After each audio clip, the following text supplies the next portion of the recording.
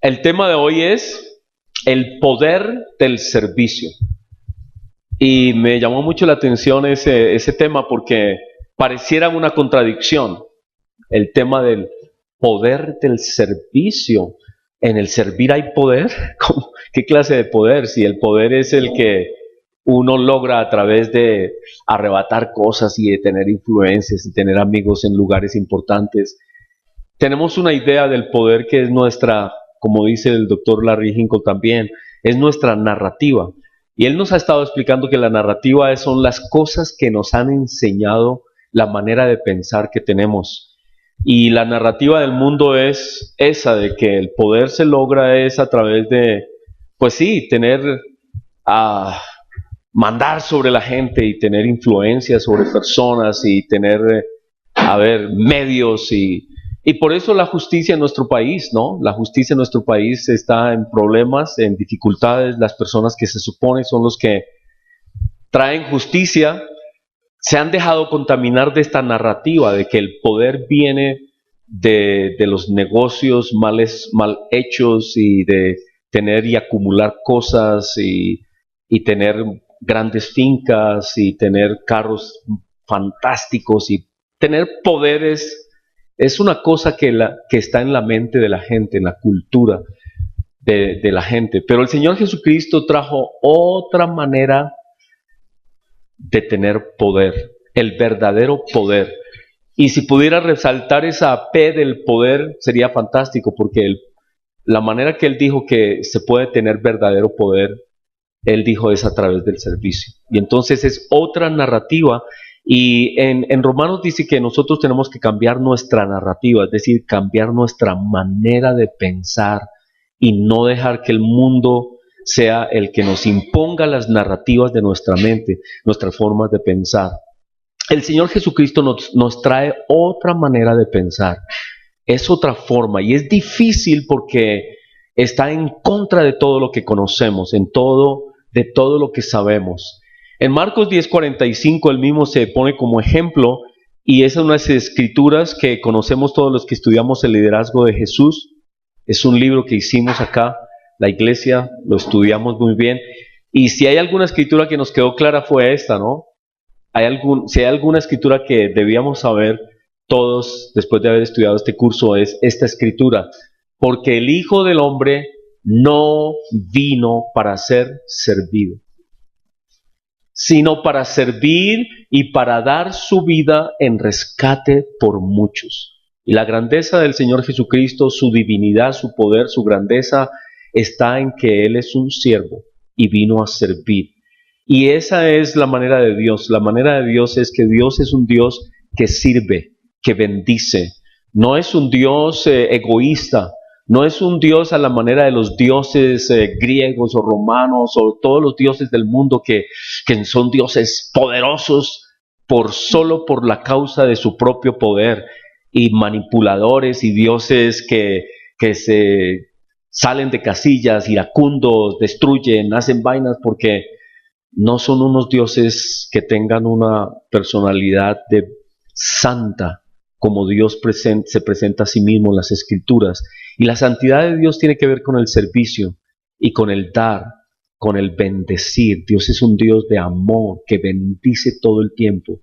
Y cuando Cristo viene a la tierra nos muestra quién es Él. Es un Dios que su poder y su grandeza están fundamentados en el servir, en el dar y en el bendecir. Y todas las leyes que Él ha creado y todo lo que Él nos ha dicho es para bendecirnos. Nosotros tenemos la narrativa del enemigo, de que hay que hacer las cosas contrarias a Dios para tener poder. Y el primer imperio que hubo fue el imperio babilónico, el Babel, era una torre inmensa que era la actitud del ser humano en contra de Dios. Vamos a lograr el cielo aunque Dios no quiera, nos vamos a subir allá. Si Dios no nos da el cielo, nosotros subimos y lo bajamos. Era una actitud tenaz, era una actitud de quitarle a Dios cosas. Y Dios les dice, no, así no es. Babilonia es la muestra del ser humano de querer tomar las cosas por la fuerza. Y Caín quiso hacerlo así también. Y el mundo ha querido hacerlo así. Dios dice, no, ese no es el camino. La narrativa del mundo es obtener y quitar de los demás, quitar a los demás. Pero Dios dice, no, esa no es la narrativa mía. La narrativa de Dios es dar. Y por eso esta imagen puede ser escandalosa, es escandalosa, ¿no? Dios mismo en una situación muy triste, ¿sí? Desnudo, ensangrentado, golpeado en una cruz, es una situación que a veces no nos gusta ver. No queremos ver tantas imágenes de un Dios que se hizo hombre y fue humillado a esos niveles, ¿cierto? Golpeado y puesto en una cruz de una manera escandalosa. Es escandaloso, a nadie le gusta estar en una, no sé, a nadie le gustaría estar en una cruz desnudo, casi desnudo, colgado allí, botando sangre y en una situación tan humillante e indefensa que no se podía mover, que casi no podía siquiera respirar. Pero él dijo, a eso vine a servir, vine a hacer algo por la humanidad. Él no vino para ser servido, sino para servir y dar su vida en rescate por muchos. Y el contexto en el que está esto, en Marcos capítulo 10, versículo 45, es ese contexto en el que hemos leído tantas veces, pero que quisiera que volviéramos a leer. En el versículo 35 dice así, Marcos 10, 35. Entonces Jacobo y Juan, hijos de Zebedeo, se le acercaron diciendo, Maestro, querríamos que nos hagas lo que pidiéramos. Y él les dijo, ¿qué queréis que os haga? Ellos le dijeron, concédenos que en tu gloria nos sentemos el uno a la derecha y el otro a tu izquierda. Esa era la narrativa que tenían Juan y que tenía Santiago. Tenían una idea del reino, tenían una idea del poder. Ellos veían los sacerdotes y en estos días, estudiando el libro quinto de Sipep, habla de Anás y Caifás. Y Anás no era el sumo sacerdote oficial, era Caifás, cuando en la época de Cristo, pero Anás tenía el poder económico en su mano. Él era el que administraba toda la venta que sucedía en el templo de animalitos para la Pascua, de los sacrificios. Él tenía el negocio, era inmensamente rico. El sumo sacerdote Anás era inmensamente rico. Dios nunca quiso que eso fuera así, pero ellos habían desarrollado una dinastía y se habían apoderado del mercado económico, habían convertido la religión en un gran negocio impresionante. Y por eso el Señor Jesucristo en esa última semana, cuando entra a Jerusalén, entra en lo que hoy conocemos el Domingo de Ramos. Él entra a Jerusalén y va al templo y ese día observa lo que está pasando en el templo y se acerca la Pascua y hay gran movimiento, hay muchas ventas de cosas y al otro día vuelve, al día siguiente según la narrativa o la narración más bien de las escrituras, al otro día vuelve y saca a todos los que cambiaban dinero y a todos los que vendían los animalitos, porque era el negocio del sumo sacerdote. El sumo sacerdote no estaba allí realmente para cumplir su función de mediador entre el pueblo y Dios. Se había convertido en otra cosa el sacerdocio. Se había convertido en una máquina económica. Y esa es la mentalidad que había. Y claro, tal vez los discípulos, igual que nosotros hoy, tal vez los discípulos, igual que nosotros a veces vemos cosas y decimos, uy, yo quiero eso, hermano, ¿cierto? Queremos cosas, todos somos culpables de eso porque eso es lo que el mundo nos enseña. Y aquí Santiago y Juan vienen a Cristo y le dicen, queremos estar a tu derecha y a tu izquierda en ese imperio que tú vas a traer. Yo me imagino que ellos tenían en la mente que Cristo iba a traer un gran imperio inmenso y ellos decían, esta es nuestra oportunidad, hermano, el 40% de todo negocio, ¿cierto? Y vamos así como el sacerdote poderoso lo vamos a bajar de ahí, nosotros vamos a estar haciendo los negocios del reino y queremos estar a la diestra, al otro lado, a la izquierda y a la derecha de ti, porque tú vas a ser el rey y tú vas a tener mucho poder y nosotros vamos a tener mucha influencia, poder y nos vamos a vestir. Mejor dicho, no sé qué mente había en ellos, pero indica que tenían la mentalidad que había en el sumo sacerdote que habían los que gobernaban. Y hoy es igual, se nos pega esto, se nos ha pegado tanto que toda la justicia está corrupta, imagínate, se nos pegó en la nación, ¿cierto? Cogen cada rato policías que están metidos en el narcotráfico. He oído, por ejemplo, que el problema de Colombia de la droga de los últimos 3 años que ha crecido de una manera tan impresionante que la gente no se imagina a qué niveles estamos nosotros de producción de droga. Y es que mientras que se hacía la paz, bajaron la guardia y no controlaron, y esto se explotó y se vinieron los carteles mexicanos y esto está lleno de gente extranjera produciendo droga en nuestro país. El 90% de la droga que llega a Estados Unidos es producida en Colombia. Increíble, ¿en qué momento? ¿Y es por qué? Porque tenemos estas narrativas que el poder es eso, ¿cierto? Y han untado a cantidad de políticos, han untado al que usted no se imagine está metido en ese negocio porque hay demasiado dinero, demasiado dinero. Esa es la narrativa de nuestra nación y de nosotros, se nos pega, ¿sí o no? Se nos pegan las expectativas del mundo. Y aquí ellos vinieron con esa expectativa y Jesús les dijo, no sabéis lo que pedís. Los dejó como fríos, porque Cristo tenía otra narrativa. Y les dijo, ¿podéis beber del vaso que yo bebo? ¿O ser bautizados con el bautismo con que yo soy bautizado? Y ellos dijeron, claro, nosotros podemos. Jesús les dijo, bueno, a la verdad del vaso que yo bebo beberéis, y con el bautismo con que yo soy bautizado seréis bautizados. Y ellos no entendían muy bien, pero después comprendieron que significaba sufrimiento, entrega de su propia vida por causa de Cristo. Pero el sentaros a mi derecha y a mi izquierda no es mío darlo, sino a aquellos para quienes está preparado. Cuando lo oyeron los 10, comenzaron a enojarse contra Jacobo y contra Juan. ¿Y por qué se enojaron? Porque ellos tenían la misma narrativa, ellos tenían la misma mentalidad, las mismas expectativas, y les dio rabia y les dio celos que Juan y Santiago se les hubieran adelantado. Había una lucha de poder entre los discípulos, había una lucha de poder sobre quién sería el mayor. Y eso no solamente está en Marcos, está en todos los evangelios. Entre ellos había una lucha de poder. ¿Quién es el más importante entre nosotros? ¿Quiénes son los que van a estar aquí contigo, Señor? ¿Quiénes somos los importantes para ti? Y había una lucha y había, cierto, el codazo y entre ellos. Entonces nos damos cuenta que es parte de la naturaleza humana. Todos somos así. En nuestra carne somos así, en este mundo somos así. La sociedad nos ha vendido esa idea. Y es así como vivimos y nos comportamos. Y el Señor Jesucristo nos pone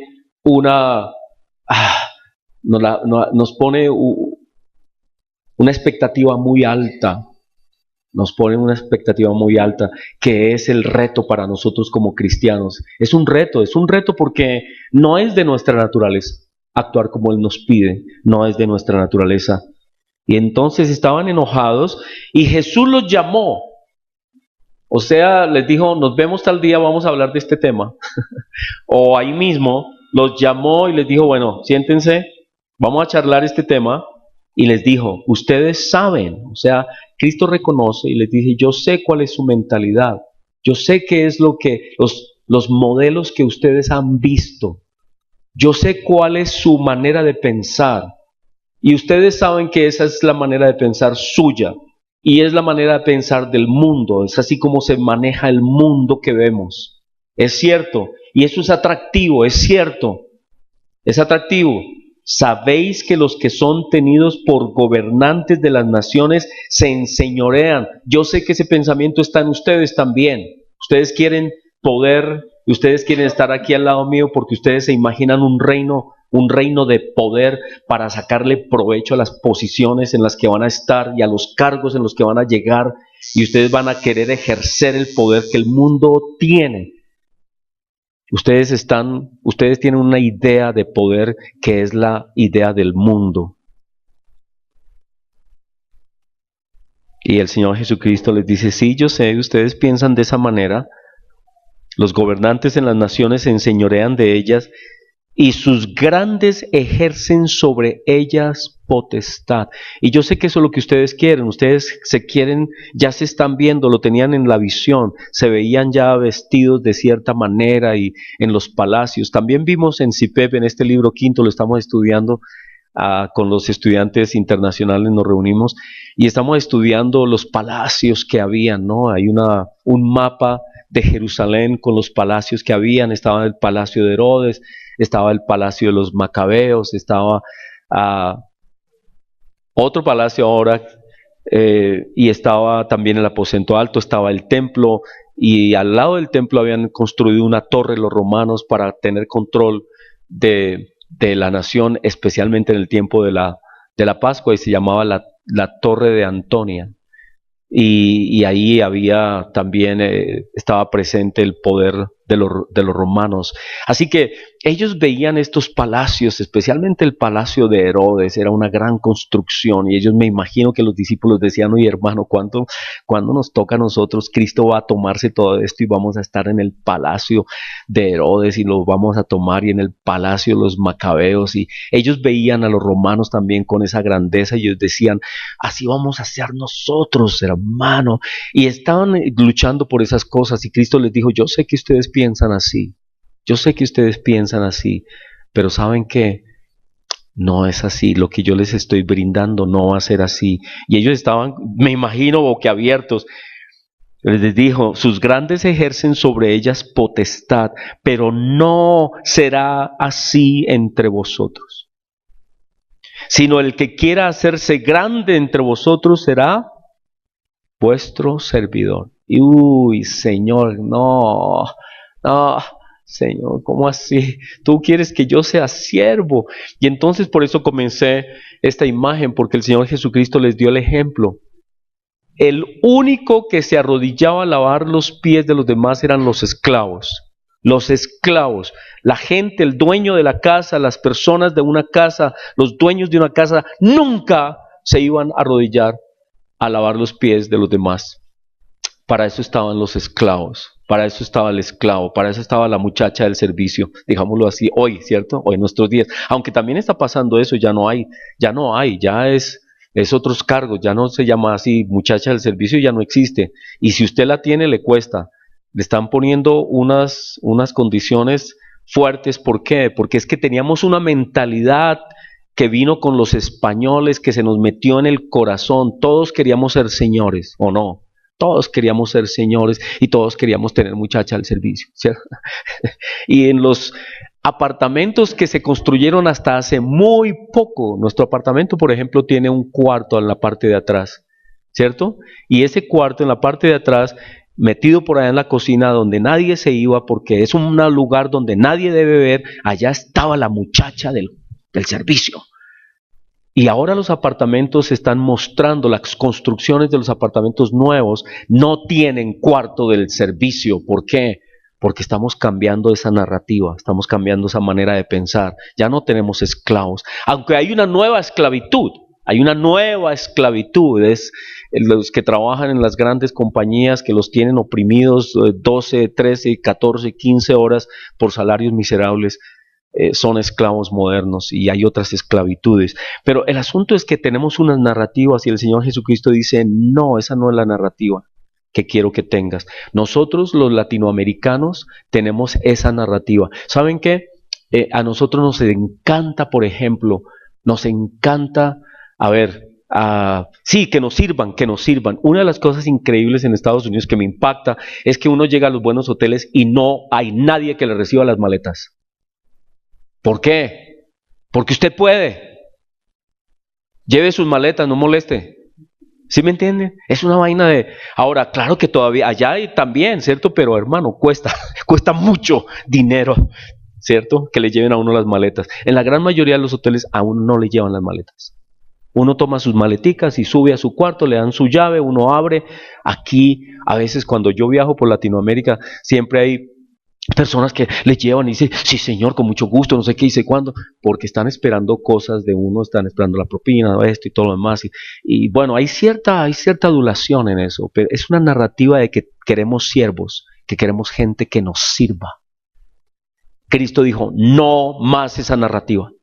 No más muchachas del servicio, ¿cierto? Ahora nos toca a nosotros, en Estados Unidos es carísimo tener una persona porque es por horas. Es por horas. Y si usted quiere tener una persona que le ayude en su casa, la puede tener, pero tiene ciertos derechos, tiene ciertas horas, usted la debe tratar de cierta manera. Ya no es la muchacha del servicio que usted puede mangonear, no, tiene derechos. Es un ser humano que usted la trata bien. Sí, pero es que aquí nosotros teníamos esa mentalidad de que la muchacha del servicio por allá y era una persona de baja condición en nuestra manera de pensar. Cristo ha venido a cambiar esa narrativa y a decirnos, no, tú sirves a todos, especialmente a esos que tú crees que son tus esclavos. Y nos cambió la mentalidad, ¿cierto? Nos dice, Cristo vino a hacer una revolución social violentísima. Ahora, Pablo fue muy prudente en ese asunto, ¿no? De los amos y todo lo demás. Pero Cristo comenzó a hablar de cosas revolucionarias. Revolucionó la condición de la mujer y revolucionó nuestro trato con el prójimo. Dijo, mis discípulos, mis seguidores deben ser servidores. Y puso a todos los demás como personas a las que debemos servir. Y él mismo se puso de ejemplo. Él no dijo, ustedes lo van a hacer. No, él dijo, yo lo voy a hacer, mírenme a mí, cómo lo hago. Y se puso él de ejemplo. De tal ejemplo, de tal grandeza, que se arrodilló. Y Pedro decía, no, pero ¿cómo se te ocurre, Señor? Levanta. Y él dijo, si no te lavo, si no te dejas servir de mí, no tienes nada conmigo, Pedro. Y él dijo, ay, Señor, lávame todito. Porque la narrativa de Pedro era una de muchacha de servicio. ¿Sí me entienden? Él tenía esa idea de, aquí el que lava los pies son los esclavos, y ellos son los que lavan los pies, Señor, ¿cómo me vas a lavar los pies tú a mí? Y Cristo le dijo, esa es tu narrativa, mi narrativa es nueva. Es que yo he venido a servir, no a ser servido, y los que me siguen tienen que tener esta mentalidad, una mentalidad muy nueva, distinta. No será así entre vosotros, sino el que quiera hacerse grande, el que quiera ser grande, el que quiera tener poder, el poder de Dios, tiene que servir, tiene que ser un siervo. Qué reto, ¿sí o no? Nos pone un reto enorme porque la iglesia cristiana en nuestros días se ha ido hacia el mundo. Nos hemos ido, todos tenemos ese pecado, todos. Se nos pega o no, se nos pega la idea. Y entonces los pastores se sienten casi dioses que gobiernan, manejan vidas, dicen qué hacer y la gente los sigue ay, si el pastor me toca solamente, llora por mí, ay. Y Dios dijo, no, eso no era. O sea, las cosas han cambiado mucho, se han tergiversado y uno no se da cuenta. Uno no se da cuenta porque uno se va haciendo poco a poco a las narrativas del mundo. Y de vez en cuando hay que volver a lo que Cristo nos dijo. Dijo que los grandes eran los que servían. En el concepto y en la mentalidad de Dios, los que sirven son los verdaderamente grandes. Porque el Hijo del Hombre no vino para ser servido, sino para servir y para dar su vida en rescate por muchos. Muy bien, entonces, ahora vamos, si está la amable, no pasa. Pasemos la imagen. La siguiente. Vamos a ir a otro de los pasajes importantes en las Escrituras y es Filipenses, ¿no? Filipenses, vamos a leer Filipenses. Vamos a pasar la imagen a la siguiente imagen. Eso, Filipenses 2. Y vamos a leer, si ustedes abren sus Biblias ahí o lo pueden ver aquí en la pantalla, Filipenses. Filipenses es un libro que estuvimos estudiando aquí los miércoles en el estudio bíblico. Filipenses es una carta muy linda porque los filipenses eran gente muy elegante, no eran romanos, pero se consideraban romanos. Y la comparación que hicimos en esa ocasión, cuando estudiamos Filipenses, fue con los puertorriqueños. Los puertorriqueños no son norteamericanos, pero sí lo son. Y en estos días ha estado ese gran debate. O se deciden o qué. ¿Ustedes son norteamericanos o no lo son? Pero por un lado son muy, muy orgullosos de que ellos se sienten norteamericanos, pero por otro lado dicen, no, no queremos ser y estar bajo el imperio. Entonces era un chiste, pero es un chiste con la situación política de los puertorriqueños. Los filipenses eran un poco mejor en condición que los puertorriqueños en el sentido de que los filipenses sí aceptaron ser una colonia romana. No estaban no eran romanos directamente, pero ellos se hicieron romanos, era una colonia romana y se sentían muy elegantes, muy elegantes, muy elegantes y les iba muy bien, económicamente estaban en un lugar que era un puerto, económicamente estaban muy bien y entonces eran como muy orgullositos, eran muy orgullosos los filipenses y Pablo tenía una ternura para corregir cosas. Y él nunca los criticó directamente, ni mucho menos, pero sí les dijo que tuvieran cuidado con esa actitud, con la actitud de sentirse como mejor que los demás y como que eran mejores cristianos que otros cristianos.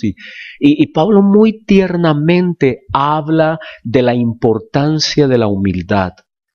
Esta carta a los filipenses le habla a una iglesia que se consideraba muy elegante y como muy riquita y como muy chévere. Y Pablo se dio cuenta que había una tendencia allí y les escribió y les dijo, por tanto, Filipenses capítulo 2, si hay alguna consolación en Cristo, si algún consuelo de amor, si alguna comunión del Espíritu, si algún afecto entrañable, si alguna misericordia, completad mi gozo sintiendo lo mismo, teniendo el mismo amor, unánime sintiendo una misma cosa. Y ahora sí comienza en el versículo 3. Nada hagáis por contienda o por vanagloria. Como que ellos hacían cosas y era para, ¿no?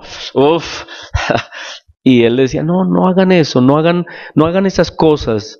Antes bien con humildad, estimando cada uno a los demás como superiores a él mismo. Otra vez, el tema de Cristo, el tema de Jesús. Él, Dios mismo, viene al mundo y se entregó, y eso es lo que nos va a decir ahora. Dicen, estimando a los demás como superiores al mismo, no mirando cada uno por lo suyo propio, porque tenían sus negocios y sus cosas y sus vainas, y dijo, no estén pensando solamente en ustedes solos, sino, dice, cada cual también piense en los de los otros. Haya pues en vosotros este sentir que hubo también en Cristo. Y ahí viene a lo que estamos hablando. Les recordó quién era Cristo, qué hizo Jesús y el ejemplo que Cristo nos dejó. Dice, el cual siendo Dios, o en forma de Dios, siendo Dios, no estimó el ser igual a Dios como algo a que aferrarse. Y la pone tan difícil. Dice, miren, si Dios mismo, Dios, el creador de todas las cosas, el sustentador de todo lo que existe, dijo, yo me bajo de esa condición. Y se bajó de esa condición y se hizo hombre. Él mismo vino, se hizo hombre. No consideró eso algo importante a lo cual se quisiera aferrar, ¿cierto? Sino que se despojó a sí mismo tomando forma de siervo. Otra vez. ¿Quién era Jesús? Dios hecho siervo. Esa es su naturaleza. La naturaleza de Dios es una naturaleza de servir, de bendecir. Dios es un Dios que da y bendice. Ese es Dios. Se hizo siervo, hecho semejante a los hombres. No tenía por qué hacerse hombre, pero se hizo hombre. Y estando en la condición de hombre, se humilló más. No solamente, ya con ser hombre era suficiente. Él tenía toda la autoridad para tomarse todo el poder si hubiera querido. Pero él dijo, no, a eso no vine, yo vine a servir. Yo vine a dar mi vida por mi creación. Él vino a servir y se hizo siervo y hecho semejante a los hombres, y estando en la condición de hombre, se humilló a sí mismo, haciéndose obediente hasta la muerte y muerte de cruz. A eso vino Cristo. Por lo cual, aquí está el poder del servicio, por lo cual Dios también lo exaltó hasta lo sumo y le dio un nombre que es sobre todo nombre, para que en el nombre de Jesús se doble toda rodilla de los que están en los cielos, en la tierra y debajo de la tierra, y toda lengua confiese que Jesucristo es el Señor, para gloria de Dios Padre. Cristo tiene toda la autoridad y todo el poder porque fue siervo y es siervo. Es nuestro sumo sacerdote en nuestro favor todavía. Nos sirve todavía. Su sacrificio sirve a la humanidad todavía. Es un siervo todo el tiempo. Cristo es un siervo. Y porque tiene esa actitud de siervo, el Padre lo exaltó porque Él quiere siervos en su reino. Cristo el primero. Por eso es tan grande.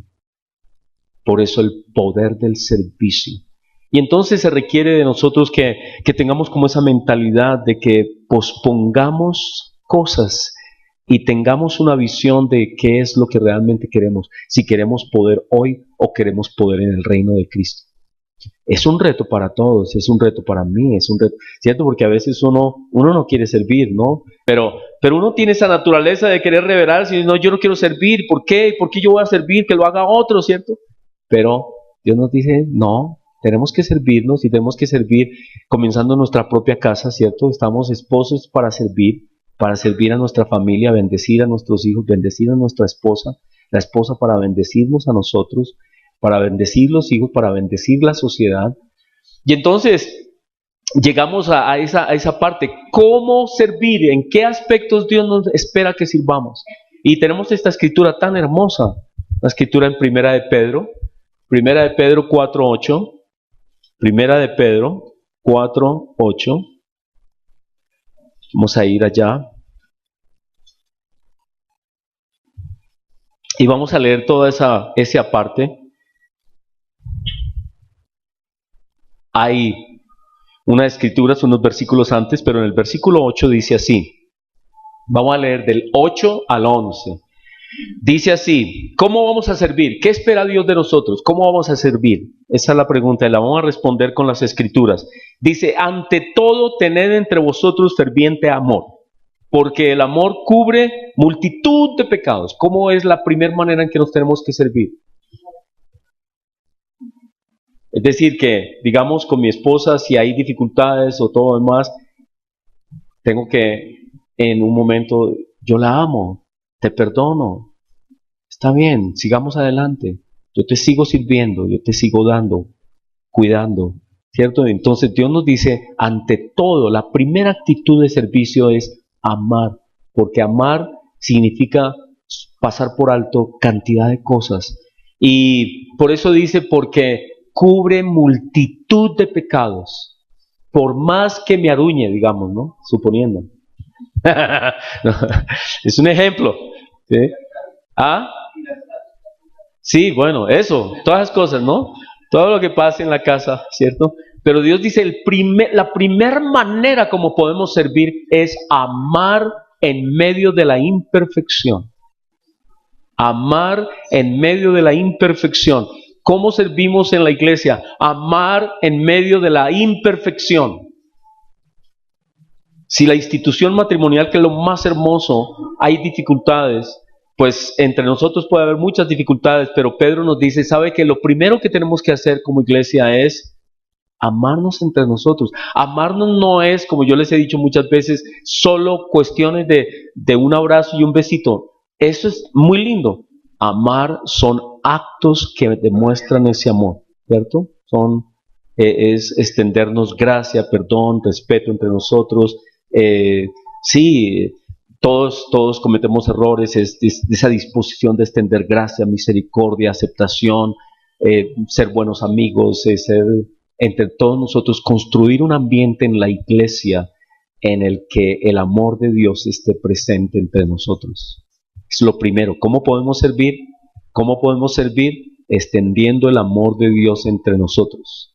En la diversidad que hay en la iglesia, porque somos diversos, somos muy distintos culturalmente, económicamente,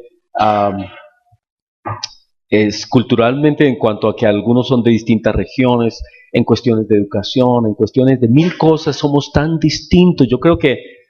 Para ser franco, la verdad, yo creo que entre nosotros, si nos pusiéramos a vivir, nos encontraríamos muchísimo, ¿cierto? Muchísimo, porque somos distintos. A mí me gusta el chocolate de cierta manera y solo Paulinita sabe cómo me gusta el chocolate a mí. Cuando yo voy a otra casa me toca tomarme el chocolate que me sirvan.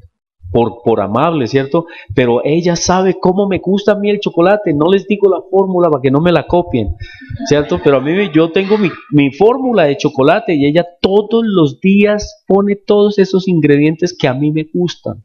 Y hay otros que no me gustan en el chocolate. A mí no me gusta el chocolate con leche, por ejemplo. No me gusta. No me gusta el chocolate con azúcar. No me gusta. El chocolate con azúcar me parece agresivo, tanta azúcar, ¿cierto? Y me gusta con un poquito de otras cosas que no les digo, ¿cierto?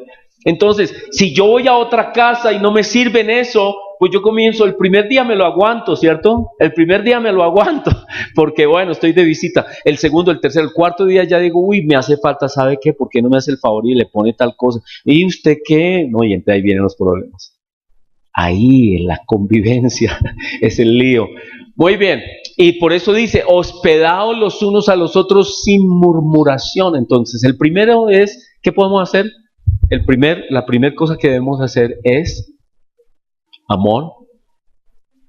Nos invitamos, somos amigos, nos invitamos a nuestras casas sin murmuraciones para bendecirnos, para estar un tiempo juntos, no más de un día porque ya 2 días comienza la vaina grave.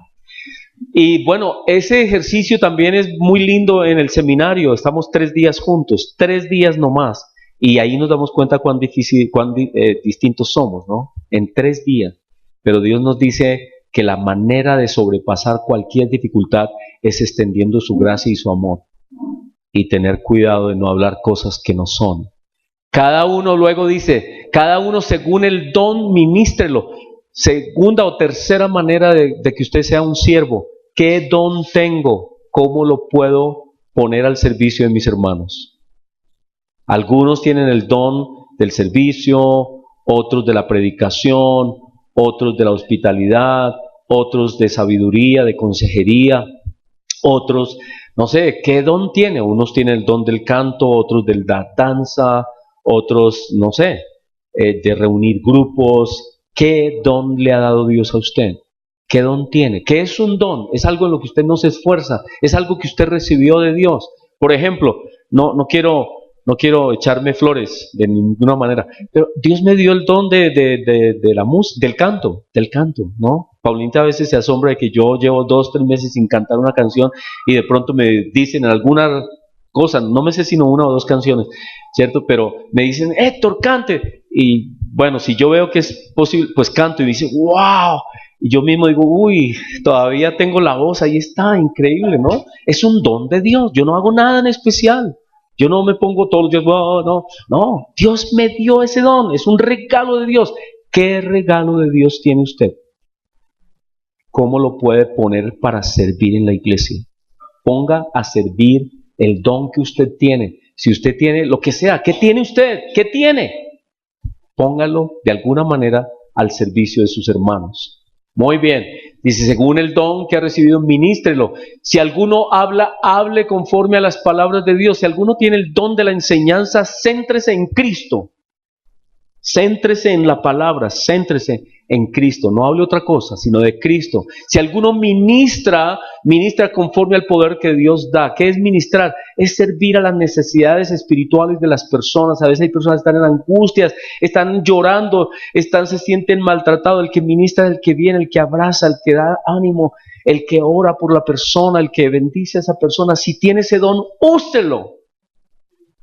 Si usted siente algo, que hay algo, dice, no sé, tengo un deseo de ir y abrazar a esta persona porque lo veo en angustia, yo sé, lo veo en sus ojos, está pasando por dificultad. Sabe que no todo el mundo se da cuenta de eso. Es porque usted tiene ese don. Vaya y hágalo. Dios lo está impulsando. Vaya, abrace a esa otra persona y ore por esa persona. Usted tiene el don de la ministración. Y hay personas que pasan acá y ministran porque tienen un don especial. Fantástico, háganlo. Cada uno según el don que tenga, sirva y ministre para que en todo sea glorificado Dios por medio de Cristo. Es decir, todo lo hacemos en nombre, en la autoridad de Cristo Jesús, a quien pertenecen la gloria, el imperio por los siglos de los siglos. Eso es el poder del servicio. Cuando usted ministra con sus dones, cuando usted sirve, cuando usted hospeda, cuando usted perdona, cuando usted extiende gracia, cuando usted extiende ese amor, ese afecto, usted está sirviendo. Y servimos en la iglesia, en todo lugar. A veces nos escachamos, ¿cierto? A veces nos escachamos, tenemos errores, cometemos locuras con nuestra familia, con gente querida que no debemos causarles problemas, a veces lo hacemos, pero Dios nos está llamando a ser siervos y servimos así. Señor, te damos gracias por este tema. Te damos gracias, Señor. Tú nos has llamado a ser siervos. Y la pregunta es, ¿cómo servir? ¿Cómo servir? Y aquí tú nos dices cómo. En este pasaje de Primera de Pedro, nos dices que la primera manera de servir es amando a las personas, aceptándolas como son, aceptando que son seres humanos como nosotros, no exigiendo más de lo que pueden dar, extendiendo misericordia y gracia. Así que, Señor, el primer don que yo pido, Señor, aquí en nuestra iglesia es ese don del afecto, del cariño, del amor entre nosotros, de la mucha paciencia entre nosotros, Señor, porque dice la Escritura que el amor cubre multitud de pecados, multitud de faltas, y que haya entre nosotros esa actitud, Señor, entre todos nosotros. Somos tan distintos, diversos, no podríamos vivir juntos como somos humanos, porque somos distintos, pero tú dices que en la iglesia al menos extendamos nuestro afecto, nuestro cariño a otras personas que son distintas a nosotros, y que así podemos servir. Que cuando nos invitemos, es más, que nos invitemos, que estemos juntos, que pasemos tiempo juntos y que tengamos cuidado con lo que decimos. Es un reto inmenso que tú nos has puesto, Señor. Y tú también nos dices que nos miremos a nosotros mismos. ¿Qué don tenemos? ¿Cuál es mi don? ¿En qué soy fuerte? ¿Qué don tú nos regalaste? Que lo pongamos al servicio de los hermanos. Si hay algún profesional en la medicina o en la contaduría o en las matemáticas o lo que sea, que de alguna manera ayude en la iglesia y sirva con ese don a la iglesia. Y Señor, también tú nos dices que ministremos, que hay algunos que tienen ese don de ver personas y ver sus angustias, sus problemas, y que tienen ese don de consolar y de bendecir y de animar, que lo hagan. Y hay hermanos que tienen el don de la enseñanza, que enseñen centrados en ti. Ahí están algunos guías, Señor, de cómo podemos servir. Y ayúdanos, Señor, especialmente a servir, como Pablo nos dice, el que no provee para su casa es peor que un incrédulo. Ayúdanos, Señor, a ser proveedores, a servir en nuestra casa, a honrar esa institución. ¿Es todo un reto? Sí, es un reto. Todos los días tenemos retos, pero tú nos dices que tenemos que mantenernos haciéndolo, bendiciendo, ser fuentes de bendición. Es así como tú dices que podemos tener poder. El poder de estar a tu lado, en tu presencia, en tu reino.